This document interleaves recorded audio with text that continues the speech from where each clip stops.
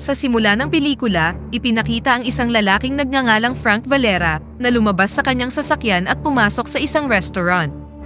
Tila isang napakatahimik na tao ni Frank na kahit inalok na ng waitress ang menu at inihatid ang kape, nanatili lang siyang tahimik.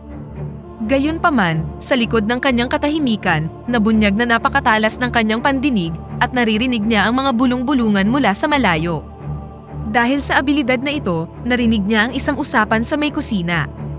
Tumayo siya at agad na pumasok sa kusina bago nilock ang pinto mula sa loob. Pagkatapos nito, agad niyang inatake ang restaurant chef. Bumalik ang eksena sa nakaraan kung saan si Frank ay abalang nagtatrabaho sa kanyang opisina. Dati siyang matagumpay na abogado na nakatira sa isang magarang mansyon kasama ang kanyang asawang si Sue at anak na babae na si Olivia. Gayunpaman, dahil sa abalang schedule ni Frank, nahihirapan siyang maglaan ng oras para sa kanyang pamilya. Isang araw, tinawagan ni Olivia si Frank dahil nangako siyang papanoorin ang kanyang performance sa paaralan.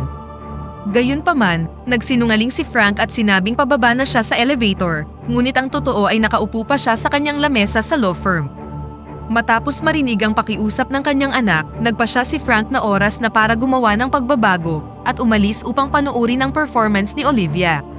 Habang papunta sa elevator, tinawag siya ng kanyang amo sa kabilang kwarto para pag-usapan ang isang kaso.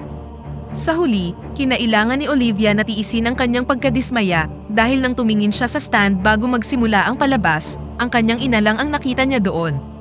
Sa katunayan, sinisikap ni Frank na dumating sa oras, ngunit naipit siya sa kanyang trabaho. Pagkatapos ng kanyang trabaho, sumugod si Frank sa venue ng show, ngunit sa kasamaang palad ay tapos na ang palabas. Nang wala nang magawa, umuwi na lang si Frank ngunit nabunyag na hindi pa nakakauwi sina Sue at Olivia. Sabik na naghintay si Frank habang papatapos na ang araw. Ngunit mas lalo pang lumaki ang kanyang pag-aalala nang dumating ang mga pulis sa kanyang bahay. Ipinaalam ng isa sa mga pulis na patay na sina Sue at Olivia at hiniling niya kay Frank na sumama sa kanila sa train yard kung saan itinapon ng killer sa isang balon ang mga katawan ni Sue at Olivia. Nang makita ang mga ito, agad na tumakbo si Frank na para bang gusto niya silang yakapin, ngunit pinigilan siya ng mga pulis. Sa araw ng libing ni Sue at Olivia, dumating ang maraming bisita at isa na rito ang biyenan ni Frank na si Chuck Liddell. Noon pa man ay ayaw na ni Chuck kay Frank at mas lalo pang lumaki ang kanyang galit matapos ang malagim na pagkamatay ni Sue at Olivia. Sinisisi ni Chuck si Frank at ang kanyang kasakiman sa pagkamatay ni Sue at Olivia. Dahil bilang isang abogado, handa lamang si Frank na ipagtanggol ang mga mayayamang tao at hindi alintana kung ang taong ipinagtatanggol niya ay nagkasala o hindi.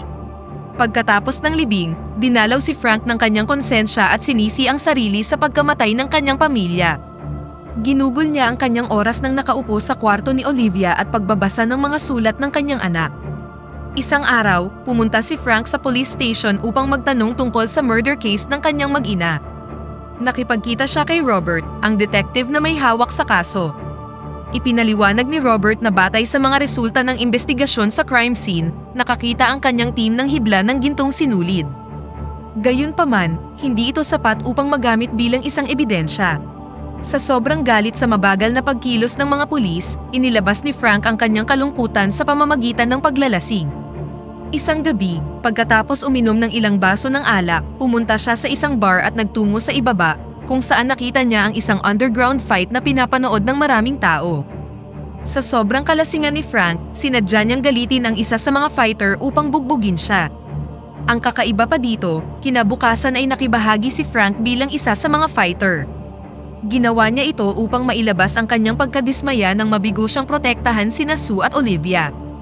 Ngunit si Frank, na walang alam sa martial arts, ay madaling natalo ng ibang mga mandirigma. Palagi siyang natatalo at umuuwi na puro bugbog ang mukha, hanggang sa isang araw, binugbog siya ng isa sa mga fighter hanggang sa na-injured siya ng husto. Sa kabutihang palad, iniligtas siya ng isang pulis na nagngangalang Hank Strode. Nabunyag na siya ang pulis na nagdala kay Frank sa train yard noong araw na pinatay ang kanyang mag-ina. Habang nakikipagkwentuhan sa isang karinderya, inamin ni Hank na nakiisa rin siya sa ilegal na laban para lang maibsan ang kanyang stress. Gayunpaman, hindi siya makapaniwala na makikita niya doon si Frank na naging isang fighter. Higit pa rito, sinabi ni Strode na pansamantalang itinigil ang investigasyon na labis na ikinagalit ni Frank nang marinig ang balita. Tiyak na hindi ito matatanggap ni Frank, ngunit wala siyang magagawa tungkol dito. Habang pauwi na si Frank, isang batang babae ang lumapit sa kanya. Ipinagbibili ng babae ang sarili kay Frank, ngunit nang makitang napakabata pa niya, tinanggihan siya ng ating bida. Hindi nagtagal, dumating ang isang lalaki para sunduin ang dalaga. Dahil ayaw ni Frank na masangkot ang babae sa child prostitution, sinaway ni Frank ang lalaki. Tumugon naman ang lalaki sa pagsaway ni Frank sa pamamagitan ng pagbugbog sa kanya. Naipagtanggol ni Frank ang sarili sa lalaki ngunit biglang sinaksak ng dalaga ang kanyang kaliwang hita, dahilan para mawalan siya ng balanse at matumba sa bintana ng isang bookstore. Sa kabutihang palad, natumba siya sa isang tumpok ng mga libro at ginamit niya ang isa dito upang pigilan ang pagdurugo ng kanyang hita.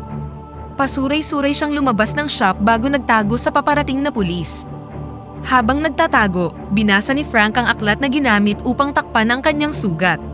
Nang hindi sinasadya, nabasa niya ang bahagi ng libro tungkol sa parusa ng mga krimen para sa mga taong umamin. Higit pa rito, araw-araw na binabasa ni Frank ang aklat na nagbigay sa kanya ng malalim na motibasyon para mag-aral ng martial arts. Kasunod nito, sinimulan niyang sanayin ang kanyang sarili sa ilang martial arts, mula karate hanggang boxing. Sa simula ng pagsasanay ni Frank, palagi siyang madaling natatalo ng kanyang mga coach. Gayunpaman, patuloy na nag-improve ang kanyang kasanayan hanggang sa wakas ay nagawa niyang talunin ang kanyang karate coach sa isang practice session. Isang araw, gumuhit si Frank ng linya sa bibig ng isang lalaki sa cover ng librong binabasa niya na nagpapahiwatig na mula sa sandaling yun, nangako si Frank na hindi na siya magsasalita hanggang sa makapaghiganti siya sa mga pumatay sa kanyang asawa at anak na babae.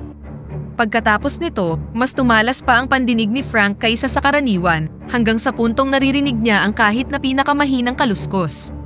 Kinabukasan, binisita ni Frank ang lugar kung saan itinapon ng killer ang mga bangkay ng kanyang mag-ina. Doon, nakakita siya ng isang container na puno ng kumpletong kasangkapan na parang isa lang bahay. May butas ang container na matatanaw ang lugar kung saan natagpuan ang mga bangkay ni Sue at Olivia. Nang hindi makahanap ng anumang mga clue, bumalik si Frank sa kanyang sasakyan na nakaparada malapit sa isang overpass. Pagdating niya doon, nakita niya ang 4 na thugs na sinusubukang buksan ang kanyang sasakyan. Pinilit pa ng mga thugs si Frank na ibigay ang susi ng kanyang sasakyan.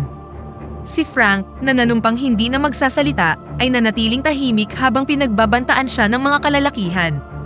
Ang isa sa mga lalaki ay inutusan ng kanyang aso na atakihin si Frank, ngunit tumahol lamang ito na para bang nagdadalawang isip siyang umatake. Ngunit nang titigan ni Frank ang aso, agad na tumakbo ang hayop. Ilang sandali pa, naganap ang isang labanan kung saan ang 4 na tulisan ay sabay-sabay na umatake kay Frank. Gayunpaman, nagawa ni Frank na talunin silang lahat. Kinuha ni Frank ang isa sa mga thugs at ipinakita sa kanya ang larawan ni Sue at Olivia. Sa kasamaang palad, walang alam ang lalaking ito sa kaso ng pagpatay, kaya pinalaya rin siya ni Frank. Ngunit nang papasok na si Frank sa kanyang sasakyan, binaril siya ng isa sa mga kasamahan nito. Sa kanyang sugatang katawan, nagawa pa rin ni Frank na talunin ang kawatan. Hindi nagtagal, bumalik ang asong tumakas kanina at lumapit kay Frank matapos siyang makitang sugatan. Nagmamadaling umalis ang 4 na thugs at hindi na malaya na nawalan na pala ng malay si Frank sa tabi ng kanyang sasakyan. Nang magising si Frank, nasa isang bahay na siya na pagmamay-ari ng isang nurse na nagngangalang Alma. Matapos magpakilala, ipinaalam ni Alma ang kondisyon ni Frank nang matagpuan niya ito sa may train yard. Gayunpaman, hindi sumagot si Frank at tumanggi siyang magsalita.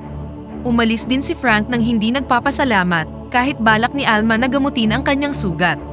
Sa labas ng bahay ni Alma, naghihintay na ang aso kay Frank at sinundan ng ating bida kahit saan man siya maglakad. Nang makita ito, nagpasya si Frank na kupkupin ang aso at dinala ito sa kanyang bahay.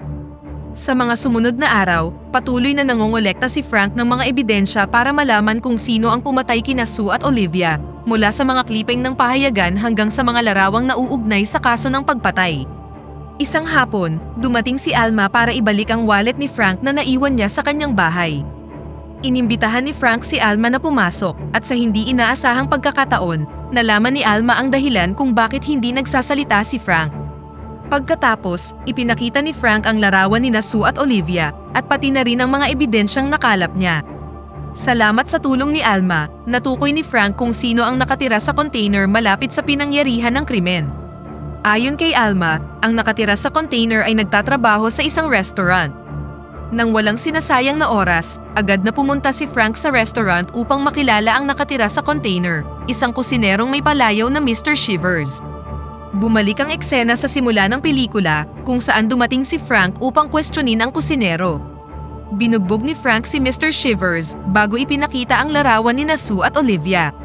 Sa huli, umamin si Mr. Shivers na nakita niya ang pagpatay sa kanyang mag-ina, ngunit hindi niya nakita ng maayos ang mukha ng killer.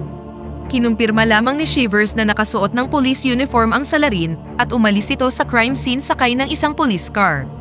Inamin ni Mr. Shivers na kinuha niya lang ang pera sa wallet na naiwan sa sasakyan ni Sue. Pagkatapos nito, itinapon niya ang wallet sa isang manhole. Upang patunayan ang mga pahayag ni Mr. Shivers, bumalik si Frank upang siyasatin ang crime scene. Sa pagkakataong ito, dumating siya kasama ang kanyang bagong aso na napatunayang malaki ang pakinabang. Hindi nagtagal, natagpuan ng aso ang wallet ni Sue sa manhole. Kalaunan, binisita ni Frank ang police station kung saan pumasok siya sa silid ni Robert at binuksan ang data sa kanyang computer. Gustong malaman ni Frank kung sino ang mga naka-duting pulis noong araw na mamatay sina Sue at Olivia. Sa kanyang pagkabigla, nakita niya ang pangalan ni Hank. Hindi makapaniwala si Frank sa kanyang natuklasan at naghinala siya na si Hank ang pumatay sa kanyang mag-ina. Para malaman ang kanyang motibo, sinundan ni Frank si Hank saan man siya pumunta sa loob ng 7 araw. Isang araw, habang pinagmamatyagan ni Frank si Hank Strode, nakita niyang umalis ang pulis sa kanyang bahay. Nang makakita ng pagkakataon, palihim na pumasok si Frank sa bahay upang maghanap ng mga ebidensya. Sa loob, nakita niya ang larawan ni Strode kasama ang kanyang maliit pang anak na babae. Nang pumunta siya sa wardrobe, nakita niya ang isa sa mga police uniform ni Hank na merong hibla ng golden thread mula sa nakabordang police badge.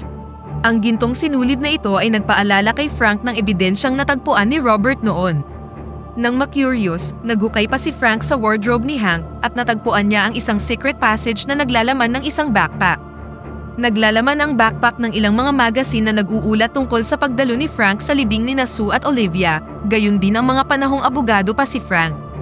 Ang isa sa mga artikulo ay nag-uulat tungkol sa matagumpay na pagpapalaya ni Frank sa mga salarin na pumatay sa anak na babae ni Hank. Dito niya na-realize na ginawa ito ni Hank bilang paghihiganti nang tinulungan niya pang makalaya ang mga taong pumatay sa anak ng pulis. Nang hapong yun, nang makauwi na si Hank, nakita niya ang isang litrato na nakaipit sa windshield ng kanyang sasakyan. Sa likod ng larawan, sumulat si Frank ng isang mensahe na inutusan si Hank na makipagkita sa kanya sa Kingsman Station ngayong alas 11 ng gabi. Ang kanilang tagpuan ay isang bakanteng bodega sa train station. Maingat na lumabas si Hank sa kanyang sasakyan, ngunit hindi nagpakita si Frank. Ilang sandali pa, bigla niyang inatake si Hank at naganap ang isang labanan. Pareho silang magaling sa martial arts, ngunit makalipas ang ilang minutong sagupaan, si Frank, na nakakuha ng pagkakataong saksakin si Hank, ay biglang nagpasyang hayaang mabuhay ang pulis at matagumpay na nalabanan ang kanyang pagnanais na maghiganti. Sa huling eksena, makikita si Frank na lumabas sa courthouse, kung saan dumalo siya sa paglilitis ni Hank na nahatulan na sa kanyang mga krimen. Pagkatapos nito, si Frank, kasama si Alma, ay binisita ang puntod ni Sue at Olivia. Sa harap ng puntod, tinapos na ni Frank ang kanyang pangakong hindi magsasalita at ang unang mga salitang lumabas sa kanyang bibig ay I love you, at dito na nagtatapos ang pelikula. Pakipindot naman ang like button kung nagustuhan mo ang pelikula at kung hindi naman, pindutin mo ng 2 beses ang dislike button para lang makasiguro.